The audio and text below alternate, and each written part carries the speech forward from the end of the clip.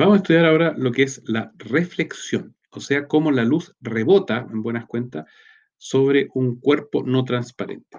Lo que ya vimos que aplicando el principio de Huygens, vimos que eso ocurre de tal modo que el ángulo de incidencia, que se llama, es igual al ángulo de reflexión. Ahora, ¿cómo están definidos estos ángulos? Si yo tengo una superficie, tengo que ver la línea normal a la superficie, o sea, que significa que esta línea es normal, significa que entre esta línea y la superficie hay 90 grados. Entonces, ahora, ¿cómo se define el ángulo de incidencia? Es el ángulo que se forma entre la línea de cómo llega el haz de luz incidiendo, llegando, con respecto a la normal, y eso define este ángulo que es el ángulo de incidencia, teta i. Y el ángulo de reflexión es el ángulo que se forma de la saliendo con la normal, o sea, este acá, que ese es el ángulo de reflexión. Y lo que estamos ahora concluyendo, que ya vimos antes y ahora lo estamos sencillamente documentando, es que el ángulo de incidencia es igual al ángulo de reflexión. Si yo tengo uno, yo sé en qué dirección va a salir el haz. Y eso lo puedo aplicar, por ejemplo, a un espejo, en que el haz que viene de esta esquina por allá atrás de la pieza va a llegar a este espejo, y aquí hay una normal al espejo y se va a reflejar hacia nosotros, justamente respetando esta regla de la igualdad de los ángulos. Ahora, hay que también tener presente que el ojo no es capaz de detectar este efecto. La luz que llega a nuestro ojo no tiene la información, yo me reflejé. Sencillamente la luz llega con la información que tiene y por ello el ojo en sí, a menos que el cerebro lo corrija, va a informarnos de que detrás de este vidrio hay algo, esa esquina está al otro lado de esta pared, y eso es la sensación que uno tiene. Ahora, uno sabe que está mirando un espejo y en consecuencia el cerebro nos corrige la información indicando que no es que nosotros estemos viendo a través de una ventana a otra pieza, sino estamos viendo un reflejo. Pero eso es una propiedad de nuestro cerebro. En la luz misma no tiene esa información. Ahora, para poder calcular cómo se comporta el haz entre distintos espejos, tenemos que introducir el concepto del ángulo complementario. Ahora, veamos una gráfica, la misma gráfica de nuevo para entender cuál es este ángulo. El ángulo que es el complemento del ángulo de incidencia o del ángulo de reflexión es el ángulo necesario aquí para llegar a la superficie. Es el complemento de este ángulo de acá.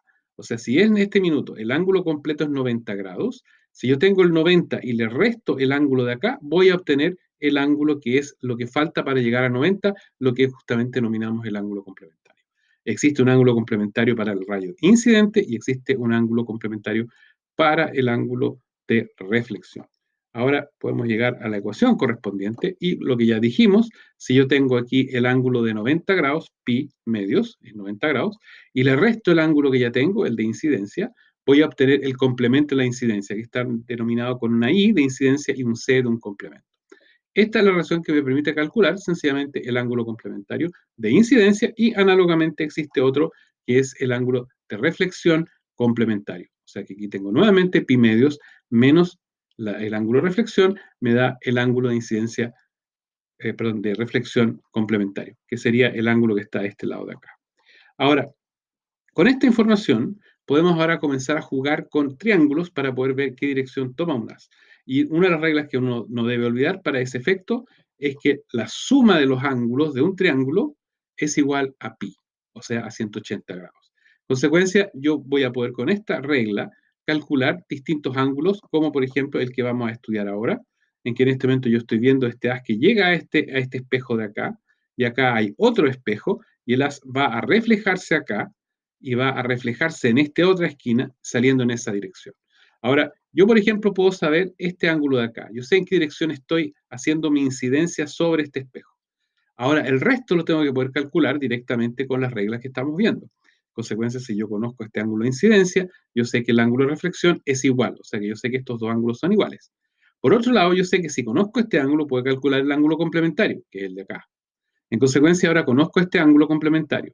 Si además me dan el ángulo que tienen los dos espejos entre ellos, yo tengo estos dos ángulos de acá y tengo la relación en que la suma de los tres ángulos tiene que ser 180 o pi, con lo cual puedo calcular este ángulo. Si puedo calcular este ángulo de acá, puedo calcular el complemento de él, que es justamente el ángulo de incidencia. Y el ángulo de incidencia me permite calcular por igualdad, sencillamente con el ángulo reflejado, el ángulo de reflexión.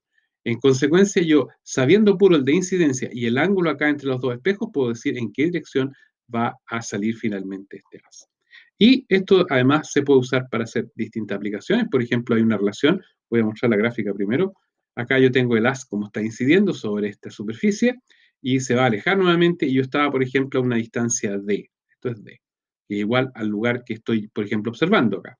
Eso significa que si esta distancia es H, esta parte de acá, que es la mitad, va a ser H medios. Y ahora yo puedo estimar, si tengo este ángulo, yo puedo, por ejemplo, y sé esta distancia acá, yo puedo calcular esta distancia. Si yo sé, por ejemplo, la distancia que tengo al espejo y sé el ángulo de incidencia, yo puedo calcular a qué distancia va a reflejarse. Y eso es justamente esta relación, que es el tangente del ángulo incidente, va a ser igual a la altura medios, ahí está el 2, que es la distancia en que estoy yo a el punto de reflexión, dividido por en la distancia directamente que teníamos acá en la curva, que era el D, hasta el espejo.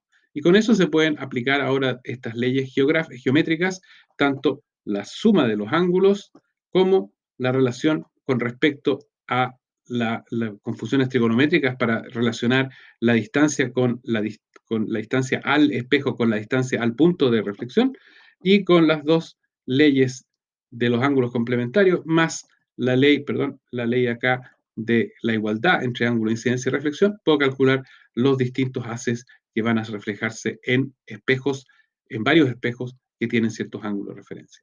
Eso es nuestra herramienta ahora para calcular para lo que es espejos planos. Ahora existen espejos que no son planos y eso lo vamos a tener que modelar en forma distinta.